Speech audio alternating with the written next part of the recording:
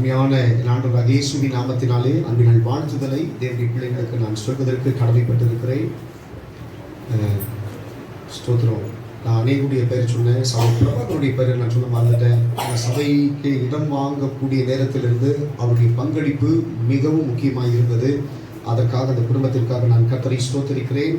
கர்த்தர் உங்களோடு கூட இவர்களை ஆசீர்வதிப்பதாக. இப்பொழுது கூட கர்த்தருடைய வார்த்தைகளுக்கு முன்பதாக நாம் கடந்து செல்லலாம். தேவனாகிய கர்த்தருடைய கரம் தேவனுடைய பிள்ளைகளாகிய நம்மோடு கூட இருந்து நம்மை நடத்தும். ஏசாயா தீர்க்கதரிசியின் புஸ்தகம் 63ஆம் அதிகாரத்திலே, ஏசாயா தீர்க்கதரிசியின் புஸ்தகம் 63வது அதிகாரத்திலே 3வது வசனத்தை எடுத்து வாசிப்போம்.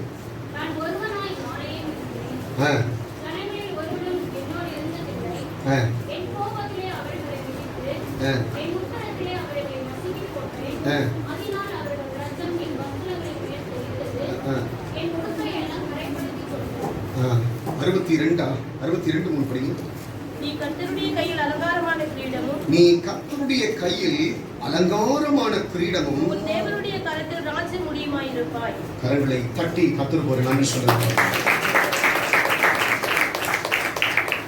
நான் எப்பவுமே என்னுடைய தனிப்பட்ட என்னுடைய ஜெபங்கள்ல நான் ஜெபிக்கிற போது நான் என்ன ஜெபிப்பேன்னாக்கா, இந்த பர்வதத்திற்குள் இருக்கிற ஒவ்வொரு கர்த்தருடைய பிள்ளைகளும் தேவனுடைய கரத்திற்குள் இருக்கிற, அதாவது தேவனுடைய உள்ளங்கைகளுக்குள் இருக்கக்கூடிய அலங்காரமான கிரீடமாய் இருக்க வேண்டும். என்னுடைய எண்ணங்கள் எல்லாம் அதுதான். இந்த இடத்துல இருக்க சகோதரர்கள் எல்லாரையும், இந்த இடத்துல இருக்க சகோதரிகள் எல்லாரையும் பார்த்து நான் சொல்லக்கூடிய காரியம் தான். ஆண்டவர் இந்த இடத்துல இருக்கிற ஒவ்வொருவரையும் கர்த்தர் எப்படி வைத்திருக்கிறார் என்றால், அலங்காரமான கிரீடமாய் கர்த்தர் வைத்திருக்கிறார். அலங்கரிக்கப்பட்ட ஒரு கிரீடமாய், ஒரு கோப்பையாய் கர்த்தர் வைத்திருக்கிறார். பக்கத்தில் இருக்கிறவங்களை பார்த்து சொல்லுங்க, அதாவது இப்படி சொல்லுங்க, என்னை தேவனுடைய கையில் அலங்காரமான கிரீடமாய் கர்த்தர் வைத்திருக்கிறார்.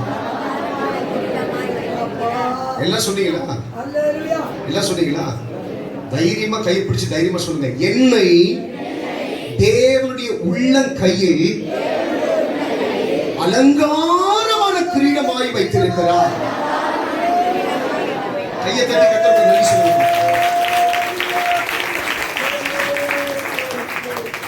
யார் நம்மளை எப்படி நினைச்சாலும் சரி, இல்லை யார் நமக்கு விரோதமா இருந்தாலும் சரி, நான் கர்த்தருடைய பார்வையிலே விலையேற பெற்றவன். சத்தமா சொல்லுங்க, நான் கர்த்தருடைய பார்வையிலே விலையேற பெற்றவன். சந்தோஷமா இருப்பீங்களா? தைரியமா இருப்பீங்களா? கவலைப்பட மாட்டீங்களே? ஏன்? நான் கர்த்தருடைய பார்வையிலே விலையேற பெற்றவன். அதனால்தான் அவர் பக்தர் பாடுறாரு, அல்லேலூயா, எது என் வாழ்க்கையில வந்தாலும் சரி நான் சந்தோஷமா இருப்பேன். அல்லேலூயா சொல்லுங்க பார்க்கலாம். எது எப்படி இருந்தாலும் சரிங்க, சந்தோஷமா இருப்பதற்கு நாம் பழகி கொள்ள வேண்டும். காரணம் என்ன கேட்டீங்கன்னாக்கா, கர்த்தருடைய உள்ளம் கைகளிலே நான் வரையப்பட்டிருக்கிறேன். அவருடைய கையில ஒரு கிரீடமா நான் இருக்கிறேன். அல்லேலூயா சொல்லுங்க பார்க்கலாம். இப்போ ஒரு போட்டி நடக்குது, போட்டியினுடைய முடிவில் வந்துட்டு அந்த ஜட்ஜி, அந்த ஸ்தோத்திரம், அந்த முகவர் என்ன பண்ணுவாரு, கையில கோப்பையை வச்சுட்டு வெற்றி பெற்றவருக்கு கொடுப்பதற்காக காத்துட்டு இருப்பாரு. வெற்றி பெற்றவருடைய கண்கள்லாம் எங்க இருக்குன்னு கேட்டனா, கோப்பையை வச்சிருக்கிறவரை பார்க்க மாட்டாங்க, தனக்கு கொடுக்க போகிற அந்த கோப்பை எப்படி இருக்குதுன்னு தான் பார்ப்பாங்க. இல்லையா சொல்லுங்க பார்க்கலாம். அந்த கோப்பை யாருடைய கையில இருக்குது? பட்சபாதம் இல்லாத ஒரு இடத்துல இருக்குது. நடுவர், நடுவர்னாக்கா ரெண்டு பக்கம் சாயாதவர். அதையே சொல்லுங்க பார்க்கலாம். அந்த நடுவருடைய கையில அந்த கோப்பை இருக்கு. அந்த நடுவருடைய கையில இருக்கக்கூடிய அந்த அலங்காரமான கோப்பையை பெறக்கூடிய அந்த மனுஷனுடைய கண்கள் அதையே நோக்கி கொண்டு இருக்குமா? அப்ப இந்த இடத்துல உட்கார்ந்துட்டு இருக்கிறீங்களே, இத்தனை பேர் உட்கார்ந்துட்டு இருக்கீங்களே, இத்தனை பேரும் கர்த்தருடைய உள்ளம் கையில கோப்பையா இருக்கிறீங்க. எதை குறிச்சு கவலைப்படாதீங்க. உங்க வாழ்க்கையில எதுவும் நிரந்தரம் கிடையாதுங்க. இன்னைக்கு வர தரித்திரம் நிரந்தரமா? இன்னைக்கு வர வியாதி நிரந்தரமா? இன்னைக்கு வர பிரச்சனை நிரந்தரமா? இன்னைக்கு வரக்கூடிய அழுகை நிரந்தரமா? இன்னைக்கு இருக்கக்கூடிய புலம்பல் நிரந்தரமா? ஒண்ணுமே நிரந்தரம் கிடையாது. என் ஆண்டவர் உனக்கு கொடுக்கக்கூடிய மகிழ்ச்சி, சமாதானம் நிரந்தரமாக இருக்கிறது. நிரந்தரமான தெய்வமே என் கூட இருக்கிறார். எதை குறிச்சு நான் கவலைப்பட வேண்டிய அவசியம் கிடையவே கிடையாது. வலையிலே சொல்லுங்க பார்க்கலாம். நம்மளை எல்லாரையும் கர்த்தர் நேசிக்கிறார். நம்ம எவ்வளவு தான் தவறு செய்தாலும் சரி, அந்த தவறுல இருந்து கர்த்தர் நம்மளை மீட்டு நம்மளை நேசிக்கத்தான் செய்யறார் ஆண்டவர். நம்மளை ஆசீர்வதிக்கத்தான் தோன்றார் ஆண்டவர். இந்த இடத்துல உட்கார்ந்துட்டு இருக்கிற ஒருத்தரை கூட ஆண்டவர் வேண்டாண்டி தள்ளவே மாட்டாரு. ஒருவனை கூட கர்த்தர் புறக்கணிக்க மாட்டாரு. எல்லாரையும் 2 கரங்கள்ல சேர்த்து அணைத்து கொண்டு அவங்கள என்ன பண்ணுவாரா, மார்பளை தட்டி, நீ பயப்படாத, நான் உன் கூடவே இருக்கிறேன், நீ கலங்காத, நான் தான் உன்னுடைய தேவன் என்று சொல்லி ஆறுதல் வார்த்தை கூறக்கூடியவர் தான் என் தேவன். பல முறை இந்த வார்த்தையின் சத்தத்தை நான் கேட்டிருக்கிறேன். நான் கலங்கி நின்ற போது, நான் விடாய்த்த போது, நான் சோர்வுற்ற போது, ஆண்டவருடைய அன்பு, ஆண்டவருடைய அடைக்கலம் தான் எனக்கு ஆதரவாக இருந்தது. அவருடைய வார்த்தை எனக்கு ஆதரவாக இருந்ததை பல முறை நான் அறிந்திருக்கிறேன். அந்த ஆண்டவர் தான் உங்களையும் நேசிக்கிறாரு. அந்த ஆண்டவர் தான் உங்க கூடவும் இருக்கிறார். ராமேன் சொல்லுங்க பார்க்கலாம். அப்போ எல்லா இந்த இடத்துல இருக்கிற எல்லா கர்த்தருடைய பிள்ளைகளையும் ஆண்டவர் என்ன பண்றார், அலங்காரமான ஒரு கிரீடமாய் கட்ட வைத்திருக்கிறாராம். அலங்கரிக்கப்பட்ட ஒரு மனிதனார், பெயர்ல, உடையில, குணத்துல, அவனுடைய நடையில, அவனுடைய சுபாவத்துல ஒரு அலங்காரத்தை கட்ட வைத்திருக்கிறாராம்.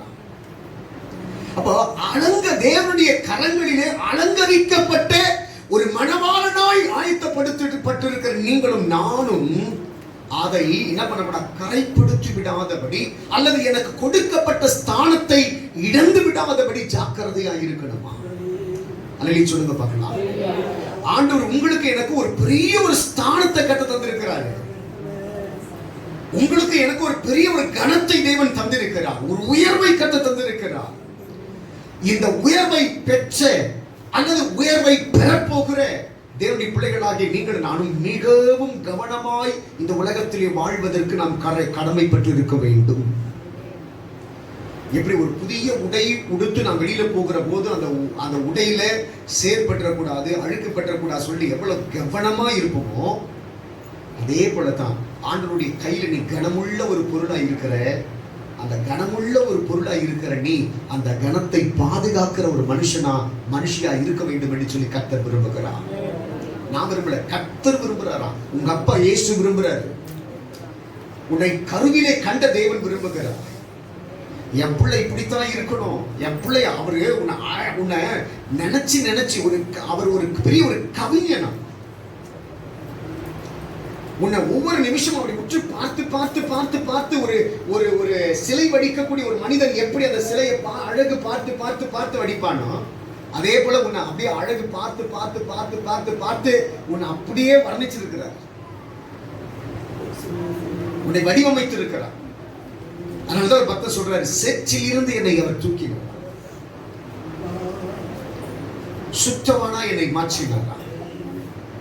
இடத்துல இருக்கிற எல்லாரையும் கட்ட சேற்றில் இருந்து கட்ட தூக்கி சுத்தவானாய் கர்த்தர் மாற்றி இருக்கிறார். யாருக்கும் கிடைக்காத ஒரு பாக்கியத்தை கர்த்தர் உனக்கு எனக்கு தந்திருக்கிறார். சொல்லுங்க பார்க்கலாம். பாவத்தை கண்டு ஒதுங்கி போன ஜனங்களுக்கு முன்பதாக என் பாவத்தையும் மன்னிக்க முடியும் என்கிற நம்பிக்கை எனக்குள்ளே கொடுத்தவர் நான் ஆராதிக்கிற என் தேவனாகிய கர்த்தர் மாத்திரம். மற்றவர்கள் என்னை புறம் தள்ளுவதை போல இயேசு என்னை புறம் தள்ளாமல் நீ எனக்கு வேண்டும் என்று சொல்லி 2 கரங்களையும் விரித்து என்னை சேர்த்தடைத்து இன்றைக்கு சிம்மாசனம் எனக்கூடிய அவருடைய சமூகத்தில் உட்காருகிற ஒரு பெரிய ஒரு பாக்கியத்தை கொடுத்து அவருடைய உள்ளம் கைகளிலே வரைந்திருக்கிறாரே. அவருடைய பிரசன்னத்திற்குள்ளாய் என்னை மூடி மறைத்திருக்கிறாரே. தேவ தூதர்களுக்கு ஒப்பான ஒரு சாயலை தேவன் எனக்கு தந்திருக்கிறாரே. அவர் என்னை குறித்துண்டான இந்த எண்ணத்தை நான் எப்படி வர்ணித்து பேச முடியும் என்பதற்காகத்தான் பக்தன் சாலமோன் ஞானி உன்னத பாட்டில் அவரை வர்ணித்து பேசி இருக்கிறதை நம்ம பார்க்கிறோம். ஆண்டவரை ருசிக்கத்தான் வர்ணிப்புகள் அதிகமாகலாம். ஆண்டவர் நான் எந்த அளவுக்கு நான் டேஸ்ட் பண்ண ஆரம்பிச்சிருக்கணும், ஆண்டவரை எந்த அளவுக்கு நான் விரும்ப ஆரம்பிச்சிருக்கணும்.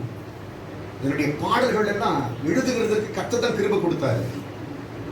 அந்த ஒவ்வொரு பாடல்களிலும் பார்த்தீங்கன்னாக்கா அவரை வர்ணித்து எழுதுகிற ஒரு பெரிய ஒரு பாக்கியத்தை கர்த்தர் அதுக்கு என்ன காரணம் கேட்டீங்கன்னா, அவரை நான் அவ்வளவு விரும்புகிறேன்.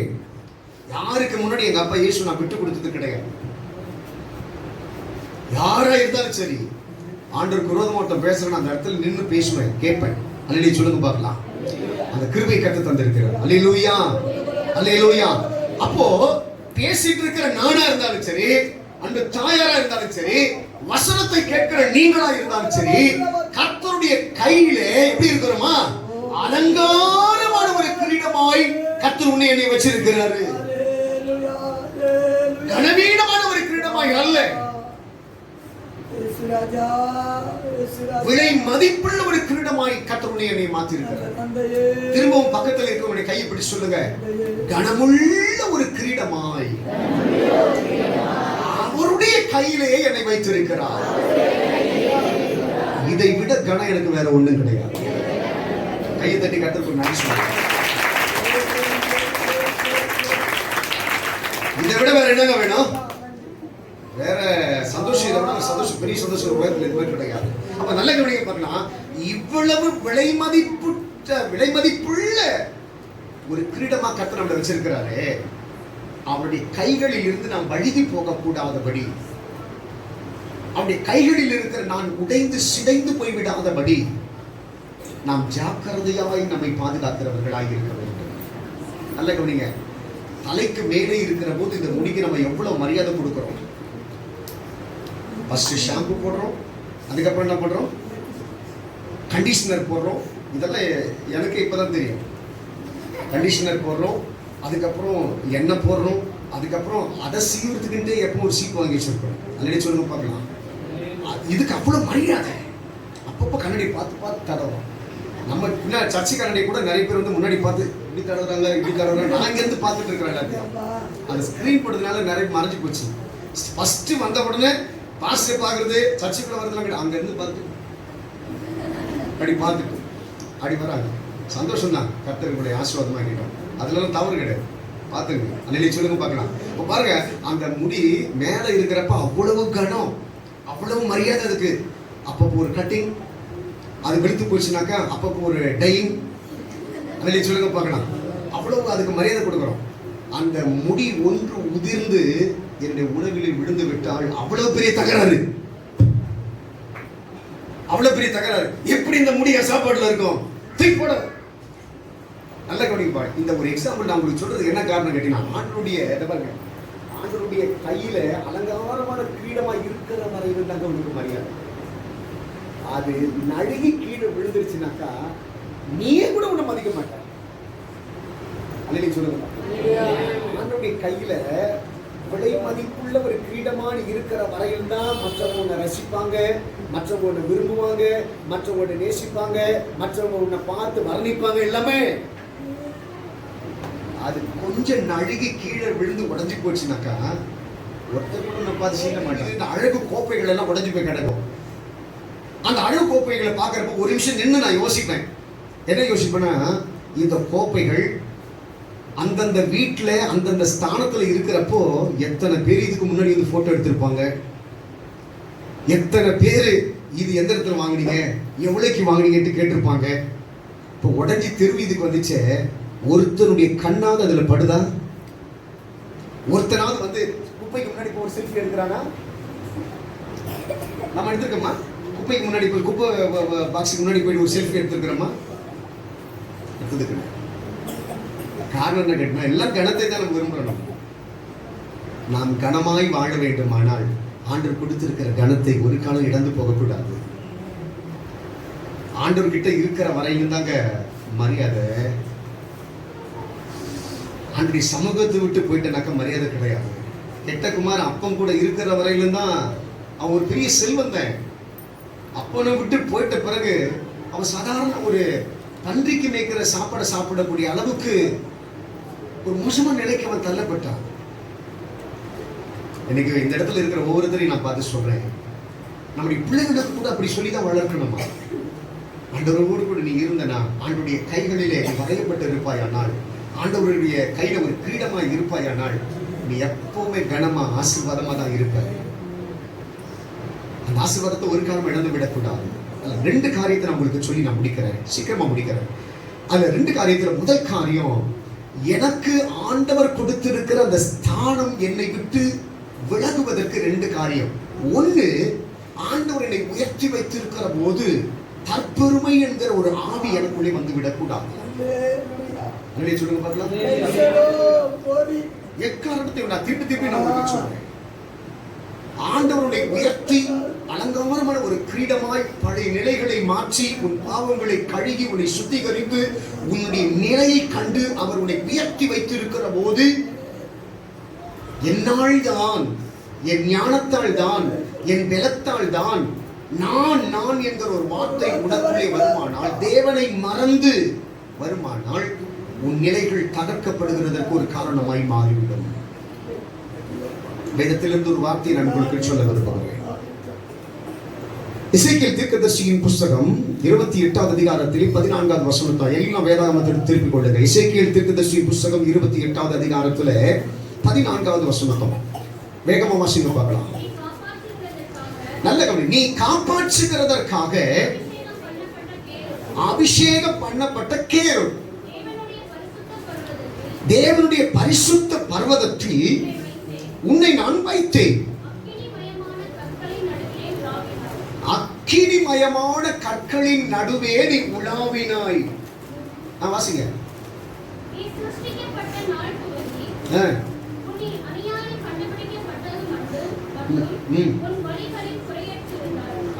சொல்லுங்க பார்க்கலாம்.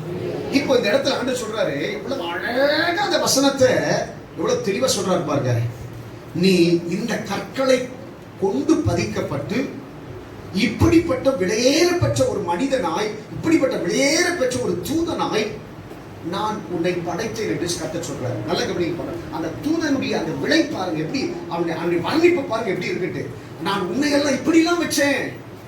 இந்த சைடுல பார்க்கிறப்ப நீ இப்படி தொடங்குவே, ரத்தின கற்களை போல நீ மற்றவர்களை பாதுகாக்கிறதற்கு உண்டான அதிகாரத்தை பெற்றவன்.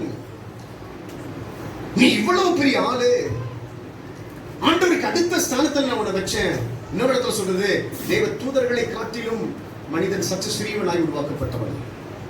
அப்போ ஆண்டவருக்கு அடுத்தது தூதன், தூதனுக்கு அடுத்தது மனுஷன், மனுஷனுக்கு அடுத்தது என்னது? மிருக ஜீவன்கள். சொல்லுங்க பார்க்கலாம். ஆண்டவருடைய படைப்புகள் எல்லாமே மனிதனுக்கு அடுத்தவைகள் தான். ஆனா மனிதனுக்கு அடுத்தவைகளா இருக்கக்கூடியவைகளை எல்லாம் மனிதன் தெய்வம் என்று சொல்லி வணங்கி கொண்டிருக்கிறார். மிக தவறு. நல்லபடியா அந்த கவுண்டவுன் பாருங்க. ஃபர்ஸ்ட் ஆண்டவரே, அடுத்தது சத்தமா சொல்லுங்க. ஃபர்ஸ்ட் ஆண்டவரே, அடுத்தது தூதன், அடுத்தது எல்லாமே சூரியன், சந்திரன், நட்சத்திரங்கள், வானம், எல்லாமே மிருக ஜீவன்கள், கடல், நிலம், எல்லாமே எதற்கடுத்துதான்? எல்லாமே எதுக்கடுத்துதான்? மனிதனுக்கு அடுத்தவைகள். இவைகள் எல்லாவற்றையும் கர்த்தர் யாருக்காக படைச்சார்னாக்கா மனிதனுக்காகத்தான் படைச்சார். முதலாவது மனிதனுக்காக படைக்கப்பட்ட ஏதேன்ல மனிதனுக்காக எல்லாவற்றையும் படைச்சார். நல்ல கவனிங்க. சூரியனை ஏன் படைத்தார்? பகலிலே மனிதனுக்கு வெளிச்சம் கொடுப்பதற்காக. சந்திரனை ஏன் படைத்தார்? இரவிலே அவனுக்கு குளிரூட்டக்கூடிய வகையிலே அவனை நடத்துவதற்காக நட்சத்திரத்தை படைச்சாராம். மரங்களை ஏன் படைச்சார்? அவனுக்கு காற்றை கொடுப்பதற்காக, ஆக்சிஜன் வாயுவை கொடுப்பதற்காக. மிருக ஜீவன்களை ஏன் படைச்சாரு? அவன் ரசிப்பதற்கும் அவன் உண்ணுவதற்கும் கர்த்தர் கொடுத்தாராம். நிலங்களை ஏன் கொடுத்தார்? அவன் வீடுகளை கட்டி குடியேறுவதற்கு, அவன் வாசம் பண்ணுகிறதற்காக கட்ட கொடுத்தாராம். இப்படி ஆண்டுடைய படைப்புகளை எல்லாம் கூர்ந்து கவனித்துக் கொண்டே இருப்பீர்களானால் ஒவ்வொரு படைப்புகளும் தன்னுடைய சாயலின்படி உருவாக்கப்பட்ட அந்த மனிதனுக்காகத்தான் என்பதை மனிதன் அறிந்து கொள்ள வேண்டும். சொல்லுங்க பார்க்கலாம். ஒவ்வொரு காரியங்களை நமக்காக படைத்தார். நல்ல கவனிங்க. படைப்பாளி நாம் விட்டு நாம நமக்காக படைக்கப்பட்டவைகளை தேடி ஓடக்கூடாது. ஒரு காலமும் நம்மை படைத்தவரை தேடி ஓடுகிறவர்களாக இருக்கணும். நம்மை படைத்தவருக்கு முன்பதாக நம்மை அர்ப்பணிக்கிறவர்களாய் மாறணும். ஒரு காலமும் என்னை படைத்தவரோடு ஒப்பிடக்கூடாது. ஒரு காலமும் என்னை படைத்தவரோடு கூட சமமாய் நிற்க நினைக்க கூடாது. ஒரு காலம் என்னுடைய வாயின் வார்த்தைகள் என் படைப்பாளருக்கு ஒப்பாகி மாறிவிடக் கூடாது. நான் என்கிற ஒரு எண்ணம் எப்பொழுது நமக்குள்ளே வந்துவிடக் கூடாது. அதனால்தான் வசனம் சொல்றது, பெருமையுள்ளவர்களுக்கு தேவன் எதிர்த்து நிற்கிறார், அறியாமையில் அறியாமையில் கூட இந்த காரியத்தை நான் செய்தேன், இது நான் நடப்பித்தேன், இது என்னால் உண்டானது அப்படி சொல்றது நம்ம யாருக்குமே தகுதி கிடையாது. நமக்கு யாருக்குமே தகுதி கிடையாது. அல்லேலூயா சொல்லுங்க பார்க்கலாம். அல்லேலூயா சொல்லுங்க பார்க்கலாம். அல்லேலூயா சொல்லுங்க பார்க்கலாம். எனக்கு பிரியமான என் அன்பு கர்த்தருடைய பிள்ளைகளே, அப்போ பெருமை உள்ளவர்களுக்கு கர்த்தர் எடுத்து இருக்கிறார். தேவனுடைய கையிலே அலங்காரமான ஒரு கிரீடமாய் இருக்கிற போது அந்த பெருமை என்கிற ஒரு எண்ணம் நமக்குள்ள வரக்கூடாது. இப்ப இந்த இடத்துல லூசிபர் என்கிற ஒரு தேவ தூதனை குறித்து பார்க்கிறோம். இன்னொரு வசனத்தை எடுத்து வாசித்து பாருங்க. ஏசாயா தீர்க்கதரிசி புத்தகம் 14வது அதிகாரத்திலே 14வது வசனத்தை வாசித்து பார்க்கலாம்.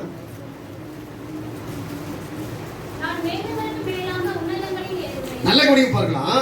உன்னதமான ஸ்தானத்துல உன்னதமான ஒரு தூதனாய் ஏற்படுத்தப்பட்ட ஒரு மனுஷனுடைய நினைவுகளை பாருங்க. நான் அங்க ஃபர்ஸ்ட் ஸ்டார்டிங் என்ன இருக்கு பாருங்க. நான் வருதமா சத்தமா படிக்க ஃபர்ஸ்ட்ல இருந்து. நான் இங்க பாருங்க ஃபர்ஸ்ட் ஸ்டார்டிங்ல வந்து நான் என்கிற வார்த்தை அழிவுக்கு கொண்டு போகிற வார்த்தை. அதான் ஒரு புலவர் சொன்னாரு, நான் என்கிற வாகனம் உன்னை எரிகிற அக்கினி கடலிலே கொண்டு போய் சேர்க்குமா. ஹலோ என்ன பாருங்க, நான் என்கிற என்னுடைய வாகனம் என்னை எரிகிற அக்கினி கடலிலே கொண்டு போய் சேர்க்குமா.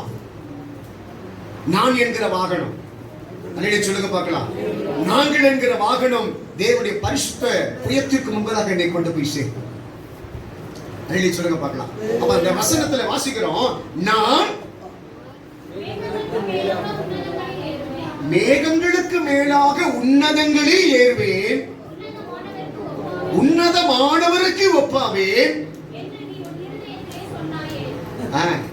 சொன்னாயே. கல்லுண்டு போனா கையை தட்டி கர்த்தருக்கு நன்றி சொல்லுங்க. இந்த வார்த்தை கூட வருவதற்கு காரணம், நீ தள்ளுண்டு போய்விடக் கூடாது. இப்பொழுது இருக்கிற தேவனுக்கு பிரியமானவனாகவே உன்னுடைய வாழ்நாள் முழுவதும் நீ இருக்கணும் என்பதற்காகத்தான் ஒரு எச்சரிப்பை கர்த்தர் உனக்கு கொடுக்கிறார். நல்லா கவனிக்கணும். தேவனுடைய பார்வையில் அலங்கார கிரீடமாய் இருக்கிற நீ உடைக்கப்பட்டு தெரு வீதியிலே கிடப்பாயானால் இன்றைக்கு நேசிக்கிற, இன்றைக்கு உன்னை விரும்பக்கூடிய ஒருவர் கூட உன் அருகில வரமாட்டாங்க யாருமே. நீ அந்த உன்னதமானவரோடு கூட இருந்தானாக்கா உன்னுடைய அன்பு எல்லாருக்கும் தேவை. நீ வந்தா சமாதானம் நடக்கும் அப்படின்ற ஒரு எண்ணம் அவங்களுக்குள்ள உருவாகும். அல்லேலூயா சொல்லுங்க பார்க்கலாம். அப்போ நமக்கு கொடுக்கப்பட்ட அந்த ஸ்தானத்தை இழக்கிறதுக்கு முதல் காரணம் என்ன கேட்டீங்கன்னாக்கா, தற்பெருமையின் ஆவி. பக்கத்துல இருக்கவங்களை பார்த்து சொல்லுங்க, ஒரு காலமோ சொல்லி நீங்க தப்பா நினைக்காது, புரியுதா? பக்கத்துல கை சொல்லுங்க, ஒரு காலமும் தற்பெருமையின் ஆவிக்கு நான் இடம் கொடுக்கவே மாட்டேன். கையை தட்டி கட்டளை நன்றி சொல்லுங்க பாருங்க. நான் அல்ல, கிறிஸ்துவே எனக்குள் ஜீவிக்கிறவராக இருக்கிறார். என்னுடைய ஞானத்தினால எனக்கு இந்த வேலை கிடைக்கல, என் பிசினஸ் என்னுடைய அறிவு கூர்மையினால இந்த பிசினஸ்ல நான் வந்து ஒரு பெரிய ஆளா மாறல. இல்ல நான் பண்ற பிரசங்கம் வந்துட்டு அப்படி பயங்கரமா ஒண்ணு இல்ல, பயங்கரமான பாடுகிற தாளந்து எனக்கு இருக்குது, அதனால பாடல. எல்லாம் கர்த்தர் கொடுத்த கிருபை. இப்படி சொல்ல பழகிக்குங்க. சூப்பரா ஒரு வீட்டை கட்டிட்டியப்பா, பயங்கர டேலண்ட்ப்பா அப்படின்ட்டு நீ உன்னை பார்த்து ஒருத்தர் சொல்றப்பவே நீ ஜாக்கிரதையா இருக்கணும்னு அர்த்தம். எப்பா நான் கட்டலப்பா, கடவுள் தான்ப்பா கட்டி கொடுத்தாரு. சில நேரத்துல உன்னை சோதிக்கும்படி சில வார்த்தைகள் அங்கங்க வந்துட்டு போயிட்டே இருக்கும். உன்னை சோதிக்கும்படி, உன்னை புடமிடும்படி, நீ எப்படிப்பட்டவன் என்பதை அறிந்து கொள்ளும்படி அப்பப்ப சின்ன வார்த்தைகளை டெஸ்ட் பண்ணிட்டே இருக்கிறோம். பயந்துராத, ஏமாந்துராத, அப்பப்போ நான் டெஸ்ட் பண்ணிட்டே இருக்கான். இதுவா நான் தான் இல்லாம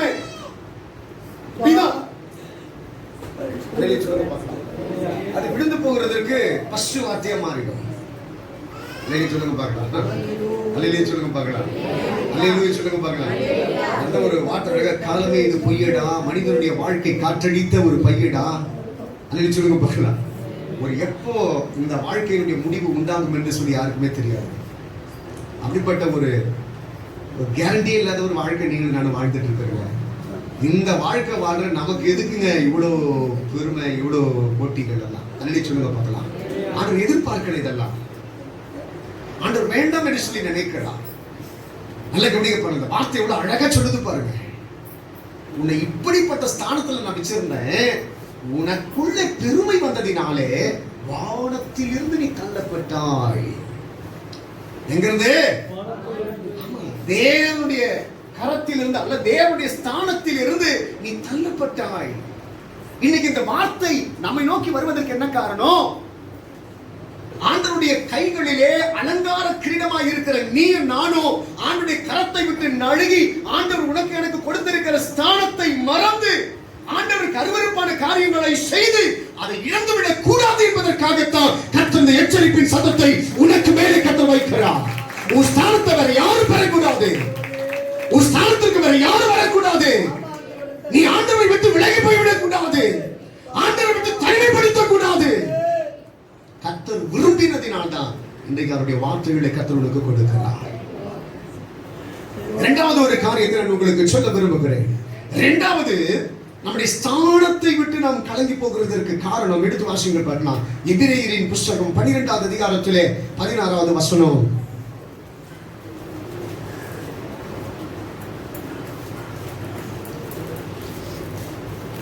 எபிரேயரின் புஸ்தகம் 12வது அதிகாரத்திலே 16.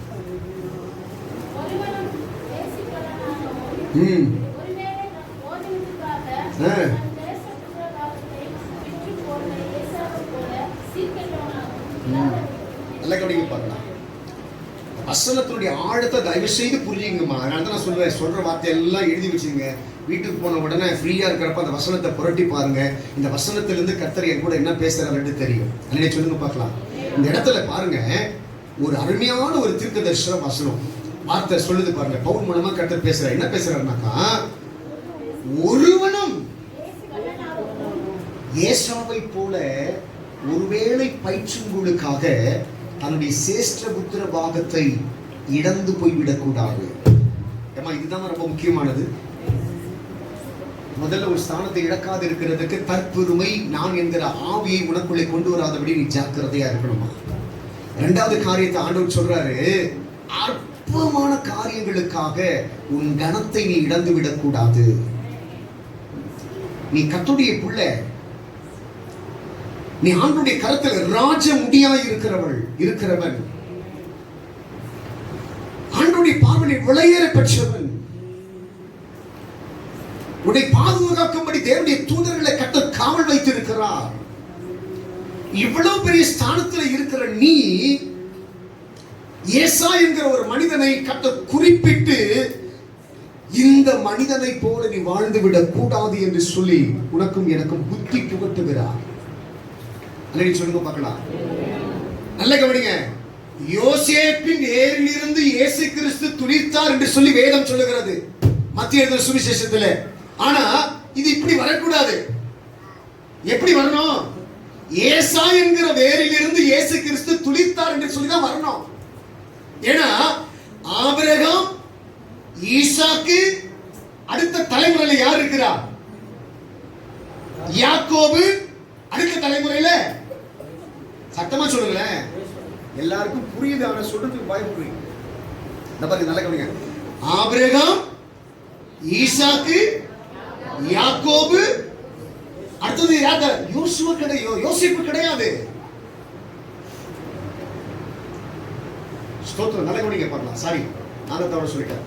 ஆபிரகாம், ஈசாக்கு, ஈசாக்குக்கு பிறகு யாக்கோபு கிடையாது. யார் வரணும் அந்த ஸ்தானத்துக்கு?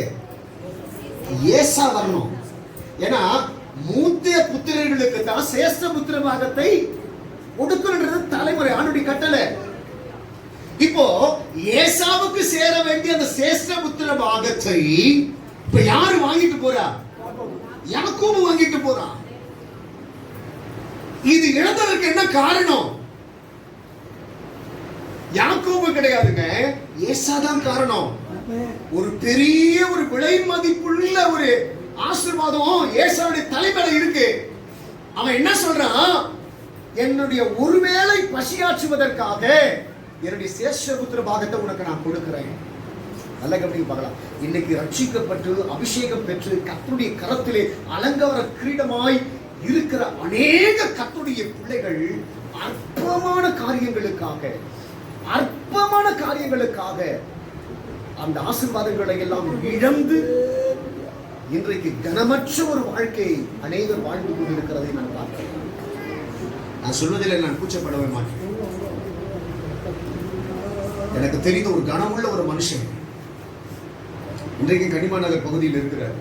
நான் போய் பார்க்கிறேன், தள்ளு வண்டியில இட்லி கடை வச்சிருக்கிறார். அவர் தள்ளு வண்டியில இட்லி கடை வச்சுதான் நான் தவறா சொல்லலங்க.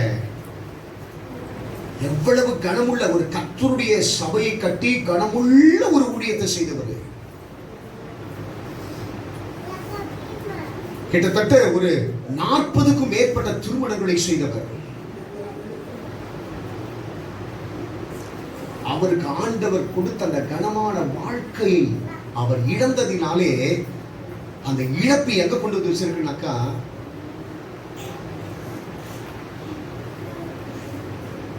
மிக அவரை பார்த்த உடனே பயங்கரமான அழ வந்துருச்சு. அதுக்கு கடவுள்கிட்ட நான் அவருக்கு எதிர்த்து நின்று கடவுள்கிட்ட பேசுறதுக்கு என்னால முடியவே முடியாது. ஆனா நான் யோசிச்சு பார்த்தேன். அந்த மனிதனை உற்று பார்க்கிற போது எனக்குள்ள ஒரு யோசனை வந்தது, இவருக்கு இன்றைக்கு வந்த இந்த நிலை நாளைக்கு எனக்கு வந்துடக்கூடாது. உணரணுங்க, நான் சொல்றேன், உணரணும். அது யாருக்கோ பேசுறாரு, எதுக்க பேசுறாரு வைக்க கூடாது. ஒருவரை கர்த்தர் சுட்டி காண்பிக்கிற போது அவர் விழுந்த அந்த காரணம் எனக்குள்ள வந்துச்சு. நான் அந்த நிலைமைக்கு தான் போவேன். அவர் செய்த தவறு நான் செய்தனாக்கா எனக்கு அந்த நிலைதான். அந்த தவறு நீ செய்தனா உனக்கு அந்த நிலைதான். அந்த நிலை உன்னுடைய வாழ்க்கையில வந்துவிடக் கூடாது என்பதற்காகத்தான் ஏசாவை போல நீ வாழக்கூடாது என்பதற்காக வசனத்தின் ஆதாரத்தோடு கூட இன்றைக்கு கர்த்தர் உன்னோடு கூட பேசுகிறார். கேட்கிறதற்கு காதுள்ளவன் கேட்க கடவன், செல்வ சீமானாய் வாழும்படி உன்னை கரம் பிடித்து அழைத்த தேவனாக கர்த்தர் சொல்லுகிறார். அந்த கிரீடத்தை இழந்து விடாதே, அந்த மகிமையை இழந்து விடாதே, அந்த கனத்தை இழந்து விடாதே, அந்த ரட்சிப்பை இழந்து விடாதே, அந்த பிரசன்னத்தை இழந்து விடாதே, அந்த வஸ்திரத்தை இழந்து விடாதே, இழக்காதே. இழந்தனால் கொடுமையாய் மாறிவிடுமா, அந்த வாழ்க்கை கொடுமையாய் மாறிவிடுமா. ராஜ பிள்ளையாய் இருக்க வேண்டிய அந்த கெட்ட குமாரன் பன்றிகளுக்கு வைக்கக்கூடிய தவிட்டை சாப்பிட்டு தன்னுடைய வயிற்றின் பசி ஆற்றுவதற்கு அவன் காத்துட்டு இருந்தான். அவன் நிலைய பாருங்க. அவன் கொடுக்கிற உணவை சாப்பிடுறதுக்கு 100 பேர் ரயில்ல காத்துட்டு இருக்கிறாங்க. ஆனா அந்த பன்றிகளுடைய எஜமானன் போனதற்கு பிறகு எப்படாத வயிற்று அந்த பசி எடுத்து அதை சாப்பிட சொல்லிட்டு கஷ்டப்பட்டாங்க. சொல்லுங்க பார்க்கலாம், சொல்லுங்க பார்க்கலாம்.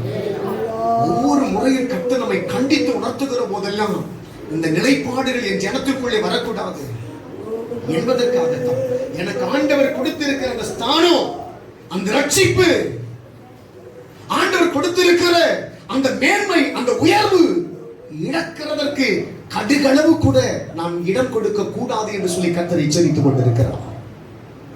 எச்சரிக்கிறார் ஆண்டவர்.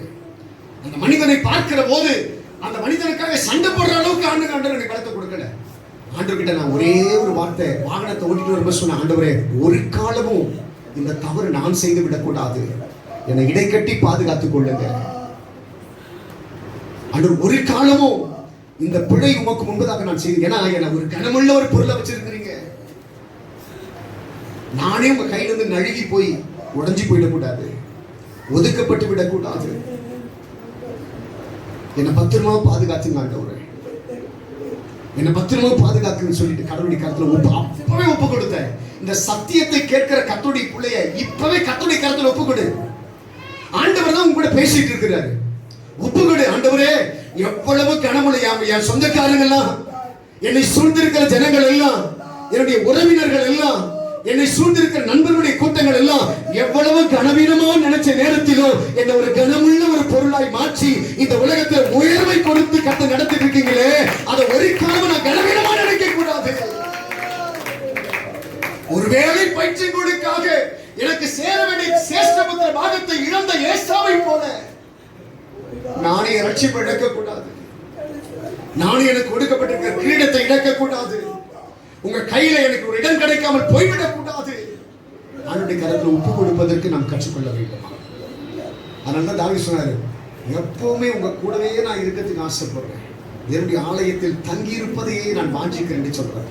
இன்னைக்கு இந்த இடத்துல உட்கார்ந்துட்டு இருக்கிற ஒவ்வொருத்தரை பார்த்து கட்ட சொல்லக்கூடிய காரியம், ஆண்டுடைய சமூகத்துல இருப்பதற்கு வாஞ்சிக்கிறவர்களா இருக்கணுமா? ஆண்டு ரெண்டு காரியத்தை சொன்னார். ஒன்று, பெருமை என்கிற ஆவி உனக்குள்ளே வராதபடி ஜாக்கிரதையா இருக்கணுமா? இரண்டாவது காரியத்தை சொன்னாரு, ஆண்டவர் உனக்கு கொடுத்திருக்கிற அந்த கனமுள்ள வாழ்க்கையை எந்த காரியத்தில் கொண்டும் எந்த அர்த்தத்திற்காகவோ அது விற்று போடாதபடி ஜாக்கிரதையா இருக்கணுமா? எல்லாம் அப்படி கண்ண முடுங்க பார்க்கலாம். எல்லாம் அப்படி கண்ண முடுங்க பார்க்கலாம். தகப்பனே, பரிசுத்த ஆவியானவரே, உம்மை நன்றியோடு கூட நாங்கள் துதிக்கிறோம். உம்மை நன்றியோடு கூட நாங்கள் துதிக்கிறோம். பரிசுத்த ஆவியானவரே, உம்மை நன்றியோடு கூட துதிக்கிறோம். எல்லாம் கண்ண மூடி ஆண்டவருடைய சமூகத்தில் சொல்லுங்க. ஆண்டவரே, எங்க ஊழியக்காரனுக்கு ஒரு அறிவுரைகளை கற்றுக் கொடுத்து, ஒரு எச்சரிப்பை கற்றுக் கொடுத்து, அந்த எச்சரிப்பை எங்களுக்கு கொடுக்கப்பட்டிருக்கிறது. நாங்கள் இந்த கனமுள்ள வாழ்க்கையை பயன்படுத்தணும். எங்களுக்குள்ள இந்த தற்பெருமையின் ஆவி வரக்கூடாது. மறந்து கூட நாங்கள் வந்துடக்கூடாது. பிள்ளைகளை குறித்து தயவுசெய்து பெருமையா பேசாதீங்க. உனக்கு உண்டான காரியங்களை குறித்து பெருமையா பேசாதீங்க. என் பிள்ளைக்கு கர்த்தர் கிருபை தந்தாரு, என் பிள்ளைக்கு கர்த்தர் ஞானத்தை தந்தாரு, என் பிள்ளைக்கு ஆண்டவர் தான் கூடவே இருக்கிறாரு, இந்த வீட்டை கர்த்தர் தான் கட்டி தந்தாரு, இந்த வண்டியை கர்த்தர் தான் எனக்கு கொடுத்தாரு, ஓ இந்த அன்பை இந்த கணவனை கர்த்தர் தான் எனக்கு தந்தாரு, இந்த மனைவியை கர்த்தர் தான் எனக்கு தந்தாரு, ஓ என் பிள்ளைகளை கர்த்தர் தான் எனக்கு தந்தாரு, ஐயோ இந்த இடத்தை கர்த்தர் தான் எனக்கு தந்தாரு, இந்த பொருள் வாங்க கர்த்தர் தான் தந்தாரு, இந்த பிசினஸ் கர்த்தர் தான் தந்தாரு, இந்த இடத்துல வேலை செய்ய கர்த்தர் தான் எனக்கு உதவி செய்தாரு. கர்த்தர் தான், கர்த்தர் தான், கர்த்தர் தான், கர்த்தர் தான், கர்த்தர் தான், கர்த்தர் தான், எல்லாமே இயேசுதான். அந்த உணர்வை கொண்டு வாங்க. ஆண்டவர் இல்லாம நமக்கு ஒரு வாழ்க்கையே இல்லைம்மா. ஆண்டவர் இல்லாம நம்மளால வாழவே முடியாதும்மா. பேதுரு சொல்றான், இயேசு கிறிஸ்துவின் நாமத்தினாலே நீ எழுந்து நட. அவரிடத்துல வரங்கள் இருந்தது, அவரிடத்தில் வல்லமைகள் இருந்தது. ஆனா உச்சரித்த வார்த்தை என்னால இல்ல, இயேசுவின் நாமத்தினாலே எழுந்து நட. ஒவ்வொரு முறையும் நம்ம கற்றுக் கொடுக்கிற பாடம் வேற மாதிரி. எல்லா வாயில தங்க சொல்லுங்க, ஒரு பெருமையினால் விழுந்தாயோ, பெருமை என்கிற ஆவி எனக்குள்ள வரக்கூடாது, பெருமை என்கிற ஒரு எண்ணம் எனக்குள்ள வரக்கூடாது, பெருமை என்கிற ஆவி எனக்குள்ள வரக்கூடாது, பகட்டு எண்ணங்கள் பகட்டு சிந்தனைகள் எனக்குள்ளே வரக்கூடாது. எல்லாவற்றை காட்டிலும் எவ்வளவு அருமையா கட்டளை வச்சிருக்கேன். அந்த கணத்தை ஒரு காலம் நான் இழக்கக்கூடாது. எல்லாம் வாய் திறந்து பேசுங்க, பேசுங்க, எல்லாம் பேசுங்க. வாய் திறந்து ஒரே ஒரு நிமிஷம் பேசுங்க. ஆண்டவரே, எனக்கு கொடுத்த கணத்தை நான் இழக்கக்கூடாது. ஆண்டவரே, அப்பா எனக்கு கொடுத்திருக்கிற கணத்தை இழக்கக்கூடாது. என் கூடவே கர்த்தர் இருங்கப்பா, என் கூடவே இருங்கப்பா, என் கூடவே இருங்கப்பா. எல்லாரும் வாயில தங்க அப்படி சொல்லுங்கப்பா. நீங்க இல்லாத ஒரு வாழ்க்கை எனக்கு வேண்டாம் அப்பா. நீங்க எங்களை விட்டுட்டீங்களா, நாங்க பூச்சி ஆண்டவர், உங்க நிழலுக்குள்ளதான் நாங்க இருக்கிறோம். ஆண்டவரே, நீங்க இல்லாம எங்களுக்கு ஒரு வாழ்க்கை இல்லப்பா, நீங்க இல்லாம எங்களுக்கு ஒரு வாழ்க்கை இல்லை ஆண்டவரே. நீங்க தான் எங்களுக்கு வாழ்க்கை, நீங்க தான் எங்களுக்கு மறைவிடம், நீங்க தான் எல்லாமே எங்களுக்கு. கர்த்தர் ஒப்புக்கொடுத்தார். என் ஆண்டவர் எங்களுக்கு துணையாயிருந்து நன்மையிலும் கிருபையிலும் எங்களை நிரப்பி ஆசீர்வதிப்பீராக. உடைய மகிமையின் கரம் எங்களை தாங்கட்டும். உங்க பிரசன்னத்தினால் மூடும். வந்திருக்கிற என் ஜனத்தை மூடி மறைத்துக் கொள்ளும். எந்த பொல்லாத ஆவிகளும் என் ஜனத்திற்கு விரோதமாய் எழுதி நிற்கக்கூடாதபடி இப்பொழுதே அவர்களை பயன்படி நான் ஜெபிக்கிறேன். வியாதி அண்டக்கூடாது, விலகினங்கள் அண்டக்கூடாது, பிசினஸ் பிசாசு பொறாமையில தகர்க்க கூடாது, வேலை செய்கிற இடத்துல யாருக்கும் விரோதமா வரக்கூடாது. என் ஜனத்தை வாகனம் ஓட்டுகிற பிள்ளைகளை கட்ட பாதுகாத்துக் கொள்ளுங்க ஆண்டவரே. ஸ்தோத்திரம் ஸ்தோத்திரம் ஸ்தோத்திரம். பிசினஸ் பண்ற பிள்ளைகளை கட்ட பாதுகாத்துக் கொள்ளுங்க ஆண்டவரே. வீடுகளில் இருக்கக்கூடிய பிள்ளைகளை கட்ட பாதுகாத்துக் கொள்ளுங்க. எந்த கள்ளர்களுடைய எந்த கொலைகாரருடைய கண்களும் என் ஜனத்தின் மேல் படக்கூடாது. எந்த கொள்ளை நோய்களும் படக்கூடாது, எந்த பொறாமைகளும் படக்கூடாது, எந்த வன்கண்ணி நாவிகளும் படக்கூடாது, எந்த மந்திர சூனிய கட்டுகளும் ஜனத்திற்கு விரோதமாய் வாய்க்கக்கூடாது. என் ஜனத்தை அஸ்திவாரத்தினாலே கர்த்தர் மூடுவீராக, அக்கினியினாலே கர்த்தர் மூடுவீராக. மறைத்துக் கொள். கட்டுகிற அந்த ஆலயத்தை கூட கர்த்தர் பொறுப்பேற்றுக் ஒருவரே பிரிக்க வேலை செய்கிற பிள்ளைகள் எல்லாம் கர்த்தர் மூடி மறைத்துக் கொள்ள உடைய கரம் இருக்கட்டும். இயேசுவின் நாமத்தில் ஜெபிக்கிறோம் பிதாவே. God bless you. கர்த்தர் உங்களை ஆசீர்வதிக்கட்டும்.